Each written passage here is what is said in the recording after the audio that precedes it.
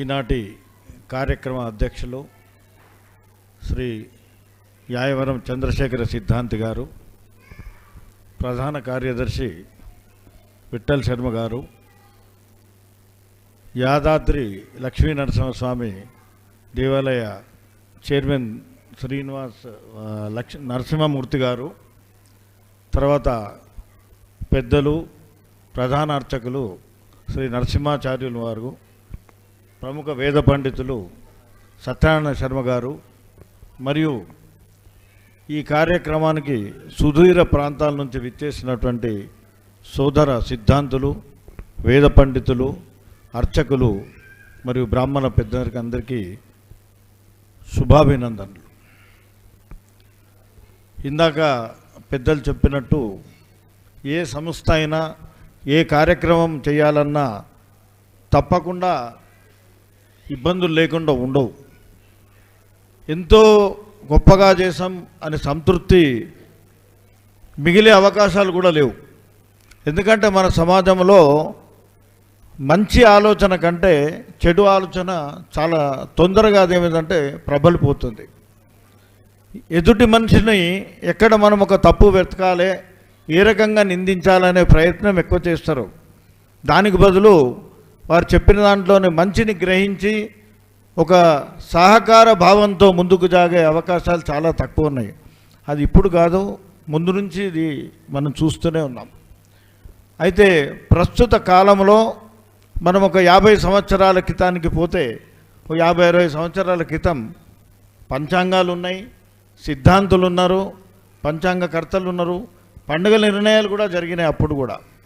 అప్పుడు కూడా సందేహాలు రాలేదని కాదు, సమస్యలు రాలేదని కాదు, వచ్చినా ఇలాగ సభ కాకున్నా వాళ్ళు కూడా కూర్చొని, అప్పుడు టెలిఫోన్ ఫెసిలిటీ కూడా లేదు, ఉత్తరాలు ప్రత్యుత్తరాల ద్వారానో లేక హైదరాబాదులో పంచాంగ ముద్రణకు వచ్చినప్పుడు అక్కడ కలుసుకోనో ఏమైనా సమస్యలుంటే, ఏమైనా ధర్మ సందేహాలు ఉంటే పండుగల నిర్ణయంలో కానివ్వండి, ఇతరత్ర కానివ్వండి, మౌఢ్యాల విషయంలో కానీ ఇతరత్ర విషయాలలో వాళ్ళు కూడా ఆలోచన చేసి సమాజానికి సరి అయినటువంటి మార్గంలో నడపటానికి పండుగల నిర్ణయం చేశారు. ఎందుకనంటే ఇక్కడ సిద్ధాంతులకు కూడా చాలా బాధ్యత ఉన్నది. మనం చేసే నిర్ణయం తప్పైతే దాని యొక్క సత్ఫలితం కానీ దుష్ఫలితం కానీ ఆ సిద్ధాంతులకే చెందుతుంది. ఎందుకనంటే మనం ఒక తప్పు నిర్ణయం చేసి సమాజానికి ఇస్తే దాన్ని ఆచరించిన వాడికి ఎటువంటి పాపము జరగదు, వాడికి రావాల్సిన పుణ్యం వస్తుంది, రావాల్సినటువంటి సత్ఫలితం వస్తుంది. తప్పు చేసి మనం వాళ్ళని తప్పు మార్గాల్లో నడిపిన దానికి మనం శిక్షార్హులమవుతాం. కాబట్టి చాలా రోజుల నుంచి ప్రతి పండుగ సమస్య వస్తే తర్జన భర్జన చేసి శాస్త్రాధారంగా వారికి ఎక్కడన్నా అర్థం కాకుండా ఇంకా కొంత పండితులను, వేద పండితులను, సంస్కృత పండితులను కూడా వారితో చర్చించి నిర్ణయాలు తీసుకున్నారు. ఎవ్వరు కూడా నాకు తెలిసినంత మట్టుకు ఏ సిద్ధాంతి కూడా బాధ్యతారహితంగా ఇంతవరకు ప్రవర్తించలేదనే నేను నాకున్నటువంటి అనుభవంతో చెప్తున్నాను. అంతేకాకుండా ఇప్పుడు ఈ మార్పు ఎందుకు వచ్చింది అని అంటే, అప్పుడు రాష్ట్ర స్థాయిలో అంటే మనం ఉభయ తెలుగు రాష్ట్రాలలో చూస్తే ఒక 10 నుంచి 15 మంది సిద్ధాంతులే ఉన్నారు. అప్పుడు ఇంతమంది సిద్ధాంతులు లేరు. మరి పంచాంగాలు కూడా ఇంత పెద్దన అందరికీ అందుబాటులో లేవు. అయినప్పటికీ పౌరోహితులకు, అర్చకులకు అందవలసినవి అందినాయి. ఆయా ప్రాంతాల్లో అక్కడ ఉన్నటువంటి సిద్ధాంతాలు అందజేయడం జరిగింది. వాటిని పాటిస్తూ రాష్ట్రం మొత్తము, రాష్ట్రమే కాదు దేశం మొత్తంలో కూడా ఏ సమస్య వచ్చేది కాదు. మరి ఇప్పుడు ఎందుకు వస్తున్నది అనే దానికి చాలా కారణాలు ఉన్నాయి. అయితే ముఖ్యంగా 1-2 చెప్తే, ఎందుకంటే ఇది సమయం యొక్క తీసుకోవడం బాగుండదు. అప్పుడు మనం మొత్తం ఆంధ్రప్రదేశ్లో చూస్తే ఒక 25 మంది సిద్ధాంతుల జ్యోతిష పండితులు ఉంటే అది ఒక గొప్ప విషయం. కానీ ఇవాళ వేలల్లో ఉన్నారు. MA డిగ్రీలు పొందిన వాళ్ళు వేల సంఖ్యలలో ఉన్నారు. వాళ్లకు అంటే ఇప్పుడు ప్రభుత్వం ప్రవేశపెట్టిన తర్వాత వాళ్ళు డిగ్రీ తర్వాత PG హోల్డర్సు. మేమెవరము, నాకు తెలిసినంత మటుకు జ్యోతిష్యంలో మాకు ఏ డిగ్రీలు లేవు, ఏ సర్టిఫికెట్ లేదు పాతకాలం వారికి. ఇప్పుడు ఉన్నోళ్ళల్లో కూడా చాలామందికి అవి లేవు. కానీ వాళ్ళు ఏమిటంటే సిద్ధాంత పరిజ్ఞానము, పంచాంగ గణన, పండుగల నిర్ణయాలకు సంబంధించినటువంటి ధార్మిక విషయాలు, అవన్నీ కూడా పూర్తిగా అవగాహన అనుభవం ఉన్నటువంటి పెద్దలు మాత్రమే చాలామంది ఉన్నారు. కాబట్టి సమాజానికి తప్పుడు సమాచారం పోయే అవకాశం లేదు. అయితే నిన్న మొన్న వచ్చినటువంటి ఎంఏలు, ఎంఏ, బిఏలు, బిఏ డిగ్రీలు చేసినటువంటి జ్యోతిష్య పండితులకు దీని గురించినటువంటి అవగాహన పూర్తిగా లేదు. అందులో 99% కేవలం జాతక భాగములోనే వాళ్ళకి శ్రద్ధ ఉన్నది. జాతక భాగాల్లో పరిశోధనలు చేయటమో లేక దాన్ని చెప్పటమో ఆ ప్రచారం చేసుకోవటానికే వాళ్ళు పరిమితమై ఉన్నారు. అసలు ఈ పంచాంగాలు ఎక్కడి నుంచి వచ్చినాయి? మొదలు తిథి, నక్షత్రము, వారము, యోగము, కర్ణము, వర్జము ఇవన్నీ ఉంటేనే కదా వాళ్ళు ముహూర్తాలు నిర్ణయించేది. కానీ అవి ఎక్కడి నుంచి వస్తున్నాయి వాళ్ళకి తెలియవు.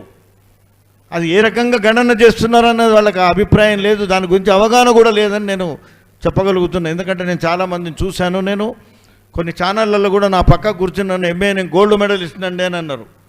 మళ్ళీ వాళ్ళు ఏమిటంటే అయిపోయిన తర్వాత అయ్యా ఈ విషయాలు కొన్ని లేవు, నేను మీ దగ్గరకు వస్తానని నా దగ్గరకు వచ్చి కొందరు తెలుసుకునే ప్రయత్నం కూడా చేశాను. అంటే నేను వాళ్ళని తక్కువ అంచనా చేయటం లేదు, వాళ్ళని నేను తక్కువగా మాట్లాడడం లేదు. అంటే ఇక్కడ విషయం ఏమిటంటే పంచాంగ రచన, పంచాంగ గణన, పండుగ నిర్ణయాలు అనేది ఒక సబ్జెక్టు వేరే, జాతక భాగం అన్నదంతా ముహూర్త భాగం అన్నంత అది వేరే.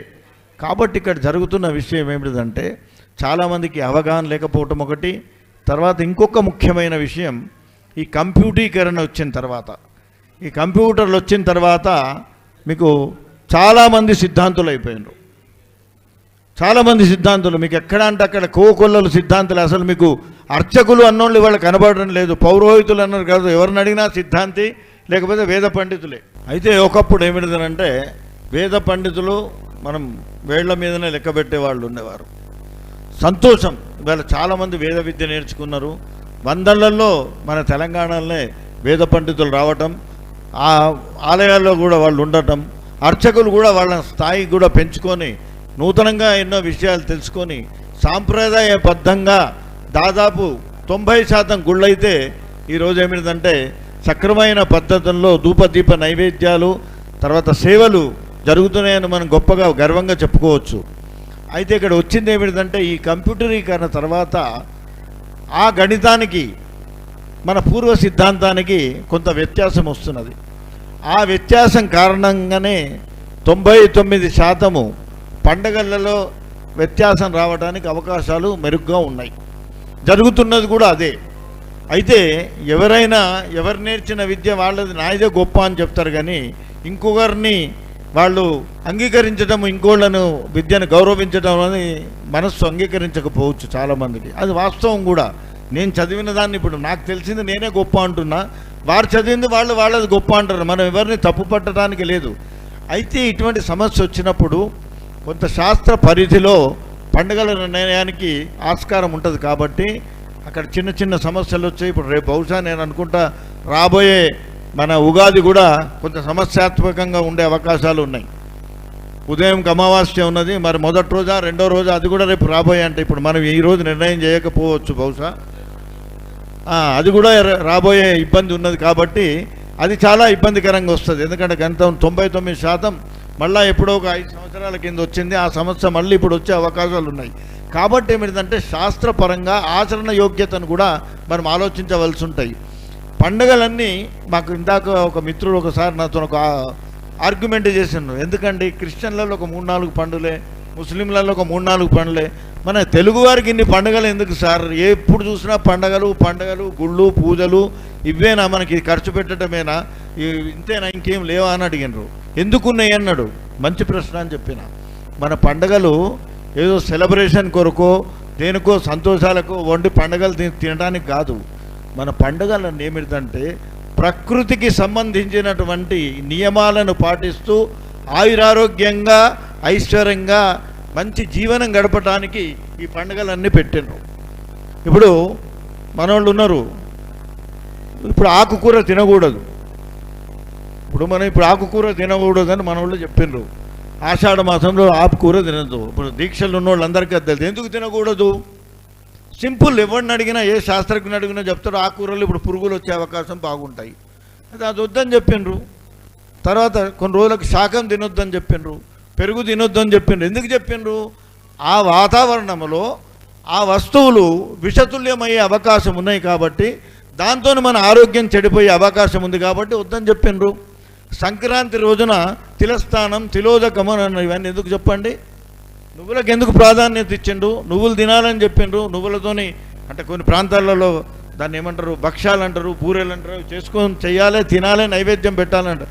ఉట్టిగా ఎవరు పెట్టరు కాబట్టి దేవుడికి నైవేద్యం అంటే చేస్తారు, కష్టపడతారు అని చెప్పిండ్రు, లింక్ పెట్టిండ్రు దానికి.